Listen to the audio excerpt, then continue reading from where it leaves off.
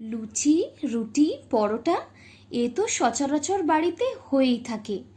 কিন্তু এই রকমভাবে জালিদার নান পুরি বাড়িতে যদি বানিয়ে খেতে পারেন তাহলে কিন্তু দারুণ লাগবে। এইরকম নরম তুলতুলে এবং জালিদার নান পুরি খুব সহজেই আপনারাও বাড়িতে বানিয়ে ফেলতে পারবেন। তাহলে এর রেসিপিটা দেখে নেওয়া যাক। নমস্কার, মা কাকিমার হেসেলে আপনাদের সকলকে জানাই স্বাগত। জালিদার নানপুরি বানানোর জন্যে আমাদের এখানে নেওয়া হয়েছে 500 গ্রাম ময়দা, আর নেওয়া হয়েছে পরিমাণ মতো নুন এবং 2 চামচ অ্যাক্টিভেটেড ড্রাই ইস্ট। এখন এই শুকনো উপকরণগুলোকে মিশিয়ে নিতে হবে। এই ড্রাই ইস্টকে অনেক সময় জলে ভিজিয়ে রাখা হয়, সেক্ষেত্রে এটা অ্যাক্টিভেটেড থাকে না।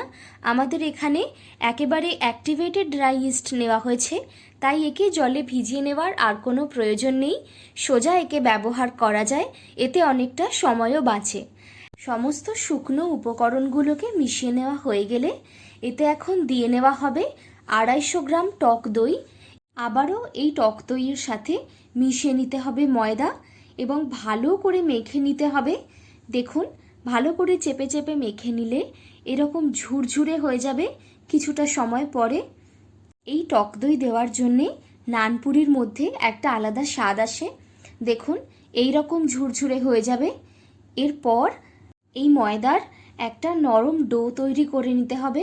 তার জন্যে এখানে নেওয়া হয়েছে উষ্ণ জল। গরম জল দিয়ে এই ময়দা মাখার ফলে খুবই নরম হয় এই নানপুরি। এখন ভালোভাবে মেখে নিতে হবে অল্প অল্প করে জল দিয়ে। খুব একটা শক্ত হবে না এই ময়দার ডো, আবার খুব নরমও হবে না। এইখানে দেখলে আপনারা বুঝতেই পারবেন ঠিক কেমন টেক্সচার হওয়ার কথা এই ময়দার। এই রকম পর্যায়ে এসে ময়দাকে আর খুব বেশি মাখার দরকার নেই।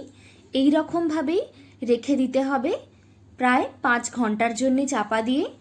এই ময়দা ফুলে যাওয়ার জন্যে বাড়ির সবথেকে গরম জায়গায় রাখলে এই ময়দার ফার্মেন্টেশন আরও বেশি তাড়াতাড়ি হয়। দেখুন, আমাদের এখানে কত সুন্দর হয়েছে এই ময়দা, নিচে থেকে অনেকটা ফুলে উঠেছে। মা এখন এর ওপরে তেল দিয়ে দিচ্ছে। দেখুন কত সুন্দর জালি হয়েছে এই ময়দার মধ্যে। এখন এই ময়দাকে আর খুব বেশি মাখার কোনো দরকার নেই।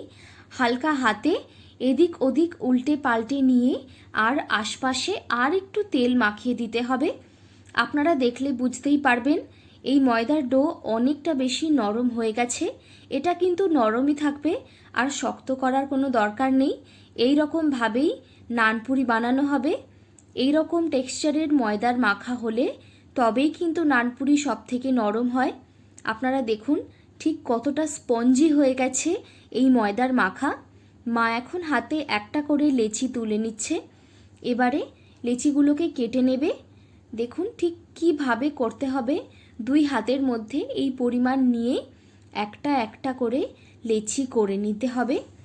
একই রকমভাবে আপনারা আবারও দেখুন কীরকমভাবে বানিয়ে নিতে হবে।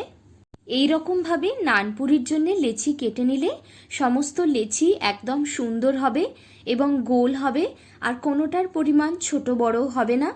দেখুন, আমাদের এখানে প্রায় সমস্ত নানপুরির জন্যে লেচি বানানো হয়ে গেছে। এখন এই লেচিগুলোকে বেলে নেওয়ার পালা। নানপুরির জন্যে লেচি বেলে নেওয়া কিন্তু খুবই সহজ, যেহেতু খুবই ফার্মেন্টেড হয় এই ময়দা মাখা, তাই বেলে নেওয়াও খুব সহজে হয়ে যায় এবং আপনি যত বড় চাইবেন তত বড় করে নিতে পারবেন। কোনো জায়গায় ফেটে যাওয়ার সম্ভাবনা নেই।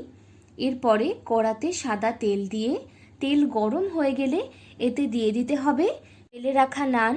এখন এই নানকে উল্টে পাল্টে ভেজে নিতে হবে 2 দিক থেকে ভালো করে।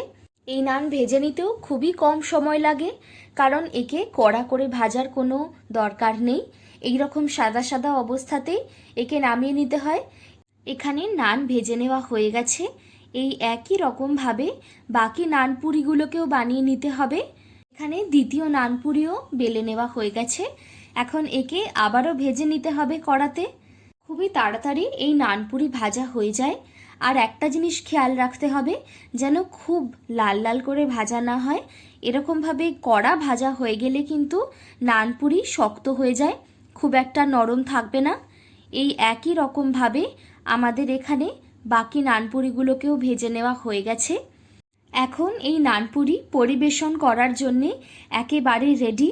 আপনারা এই নানপুরি যে কোনো ধরনের তরকারি দিয়ে পরিবেশন করতে পারেন। আমাদের এখানে এই নানপুরি পরিবেশন করা হয়েছে নিরামিষ ঘুগনির সাথে। আপনারা চাইলে আলুর দম, পনিরের তরকারি, চানা মশলা, ডিমের কারি এই সমস্ত তরকারির সাথেও পরিবেশন করতে পারেন। তবে নিরামিষ তরকারির সাথে পরিবেশন করলেও এই নানপুরির স্বাদ কিন্তু অতুলনীয়। আপনারা দেখতেই পারছেন কতটা নরম হয়েছে এই নানপুরি। আপনারা এই নানপুরি গরম গরমও পরিবেশন করতে পারেন বা এটি বানিয়ে কিছুক্ষণ রেখে দিয়ে পরেও এটিকে খেতে পারেন। এতেও এর স্বাদ একই রকম থাকে এবং এটি একই রকমের নরম থাকে। এই ভিন্ন ধরনের নানপুরির রেসিপি আপনারাও বাড়িতে ট্রাই করুন এবং পরিবারের সকলের সাথে এর স্বাদ ভাগ করে নিন ও আমাদেরকে কমেন্ট বক্সে জানান আপনাদের কেমন লাগলো এই রেসিপিটি।